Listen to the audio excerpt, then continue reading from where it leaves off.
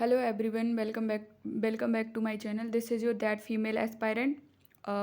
आप जिन लोगों ने भी MPSP ग्रुप 1 सब ग्रुप 3 का एग्ज़ाम दिया था उनके लिए ये वीडियो थोड़ा इंपॉर्टेंट हो सकता है, तो वो इस वीडियो को ज़रूर देखें। थोड़े दिन से अभी चैनल पे कुछ भी वीडियो नहीं आ रहे थे, उसका रीज़न था कि मेरा एग्ज़ाम था और मुझे उसके लिए पढ़ाई करनी थी। तो आज हम बात करेंगे कि अभी जो व्यापम ने MPESB ने ग्रुप 1 सब ग्रुप 3 का पेपर करवाया है, तो उसका जो पेपर था उसका पैटर्न कैसा था, डिफ़िकल्टी लेवल क्या था, जो ऑन एन एवरेज एक स्कोर रहा है मेरे सेंटर पे वो क्या था, कितने परसेंटेज जो स्टूडेंट्स के थे वो वहाँ पे आए थे एग्ज़ाम देने के लिए। और इसके अलावा हम ये भी डिस्कस करेंगे कि जो डिफरेंट पोर्शंस हैं उनसे किस टाइप के क्वेश्चंस एग्ज़ाम में पूछे गए थे, मतलब इससे हमें ये अंदाज़ा लग सके कि पेपर टफ आया या इजी आया। तो हम अभी बिना देरी के डिस्कस करना शुरू करते हैं। तो सबसे पहले हाँ, मैं आपको बता दूं कि मेरा जो एग्ज़ाम था वो 15 मई को था, पर वो पोस्टपोन हो गया था, तो फिर उसके बाद मेरा जो एग्ज़ाम रीशेड्यूल हुआ था वो 23 मई को रीशेड्यूल हुआ था और मेरा एग्ज़ाम सेंटर इंदौर में था। ठीक है, तो हम सबसे पहले बात करते हैं कि पेपर कैसा था। तो पेपर का जब हमें जो सिलेबस दिया गया था उसमें 2 पोर्शन में उसको डिवाइड किया गया था, सेक्शन ए और सेक्शन बी, और दोनों 100 मार्क्स का वेटेज रखते थे। लेकिन पेपर में क्या था कि क्वेश्चंस का कुछ भी फिक्स्ड पैटर्न नहीं था, ना तो ऐसा था कि 25-25 करके क्वेश्चन पूछो, मतलब जैसे 8 टॉपिक दिए हैं तो आप 8 टॉपिक से 25 क्वेश्चन पूछते हैं तो 200 हो जाते हैं। तो और सेक्शनल में भी ऐसा कुछ नहीं था कि फिक्स था कि इस सेक्शन में इतने ही क्वेश्चन पूछे गए। हाँ, एग्ज़ाम में 2 सेक्शन दिखाई दे रहे थे, दोनों में हम इधर से उधर जा सकते थे, कंटिन्यूअस मतलब शिफ्ट करने का था, कोई टाइमिंग का इश्यू नहीं था। लेकिन जो नंबर ऑफ़ क्वेश्चंस थे वो फिक्स नहीं थे, ठीक है? उसके बाद पूरे पेपर में मुझे जो सबसे टफ सेक्शन लगा था वो लगा था मैनेजमेंट का, क्योंकि मेरा MSc मैथमेटिक्स से है, तो मेरा मैनेजमेंट में कोई बैकग्राउंड नहीं है।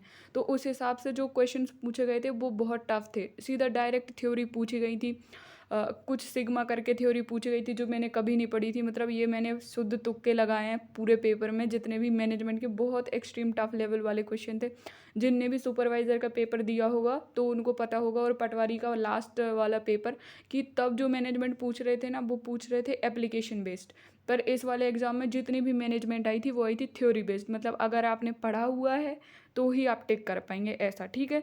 तो मैनेजमेंट तो टफ था, और क्योंकि कुछ पोस्ट थी जिनके लिए कॉमन एलिजिबिलिटी थी कि अगर आप मास्टर्स कर रखे हैं सेकंड डिवीजन से तो आप फॉर्म फिल कर सकते हैं। तो इस तरीके से जैसे पोस्ट कोड 20 था सहायक कार्यपालन अधिकारी का, उसके साथ सेम था, मैं सिर्फ उसी के लिए एलिजिबल थी तो मैंने वो भरा था। तो मुझे पेपर देख के पहला थॉट मेरा यही आया था कि मेरा मैथमेटिक्स बैकग्राउंड होने के बाद अगर मुझे पेपर साइंस साइड से होने के बाद भी टफ लग रहा है तो फिर आर्ट्स वाले बच्चों के लिए ये पेपर बहुत ही ज़्यादा टफ है।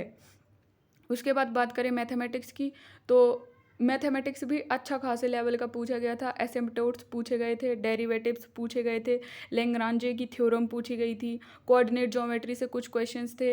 एक पूछा था कि 2 लाइंस हैं, दोनों के इक्वेशंस दिए गए थे, ये बताना था कि पैरेलल होंगी, इंटरसेक्टरी होंगी, या फिर 2 ऑप्शंस और दिए हुए थे। तो मतलब मैथमेटिक्स भी ठीक ठाक लेवल का पूछा गया था। उसके बाद अगर हम बात करें कंप्यूटर की, हाँ, तो कंप्यूटर के साथ क्या था कि कंप्यूटर इस तरीके से नहीं पूछा गया था जैसा आप कन्वेंशनल कंप्यूटर पढ़ते आते हैं कि मेमोरी ये वो, ऐसा कुछ नहीं था। कंप्यूटर का जो पूरा सेक्शन था ना वो प्रैक्टिकल बेस्ड था, मतलब अगर आपने एक्सेल चलाया है तो आपको पता होगा कि एक्सेल की किसी एक सेल में चेंज करना है तो क्या फॉर्मूला डालेंगे, या सभी सेल्स को एक साथ मॉडिफाई करना है तो क्या करेंगे, इस टाइप के क्वेश्चंस थे।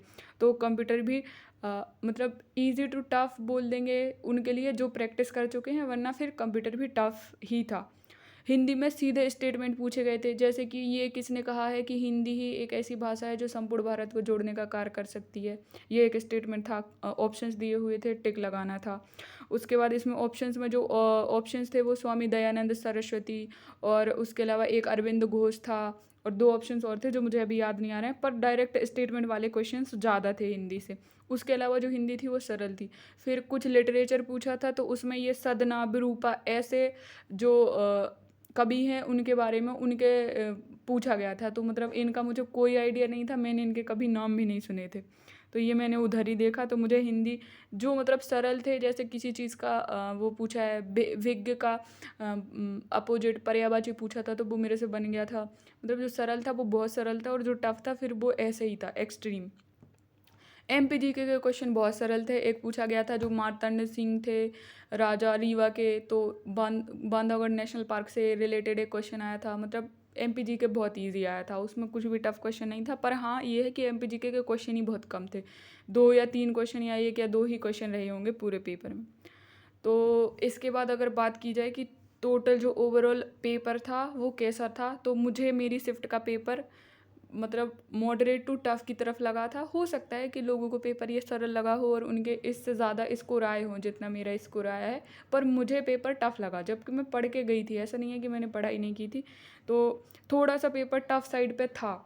उसके बाद अगर एवरेज स्कोर की बात करें तो मतलब मेरे सेंटर पे पहले तो 200 से 250 बच्चों का सेंटर था और उसमें सिर्फ 80 बच्चे आए हुए थे, तो मतलब अटेंडेंस बहुत कम थी, बहुत लो, मतलब 45% के आसपास, 40% के आसपास थी।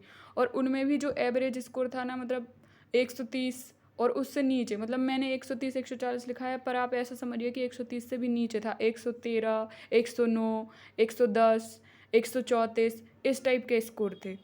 तो मतलब एवरेज स्कोर है ना इस एग्ज़ाम का बहुत कम रह रहा है, लेकिन सीट्स कम है तो आप कट ऑफ का ऐसे मतलब ये नहीं बोल सकते हैं कि कट ऑफ क्या जाएगा।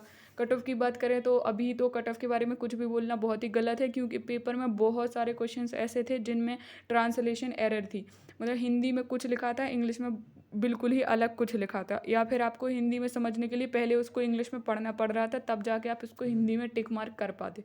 ऐसे बहुत सारे क्वेश्चंस थे जो बहुत गलत थे।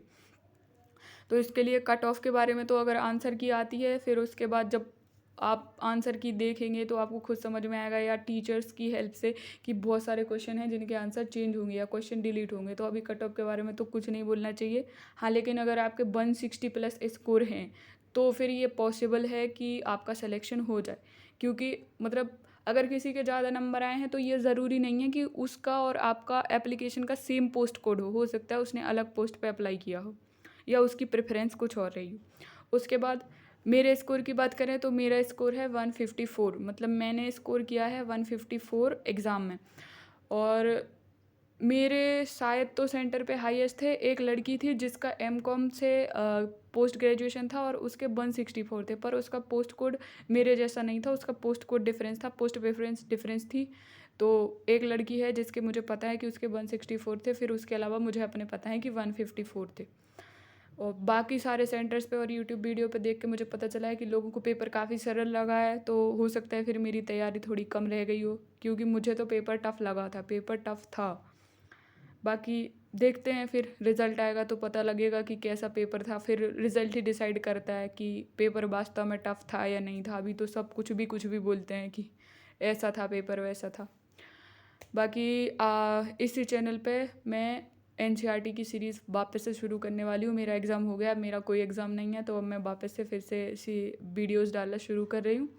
तो आप प्लीज़ चैनल को सब्सक्राइब कर लीजिए। हाँ, और आज कल आपका पेपर कैसा हुआ ये ज़रूर बताइए और कमेंट में अपना स्कोर ज़रूर लिख के जाइए, जिससे कट ऑफ का एक थोड़ा सा अंदाज़ा लग जाता है कि मतलब लोगों का एक एवरेज स्कोर क्या आ रहा है, हम उससे अपना कंपेयर करके देख लेते। थैंक यू वेरी मच यहाँ तक के लिए वीडियो देखने के लिए।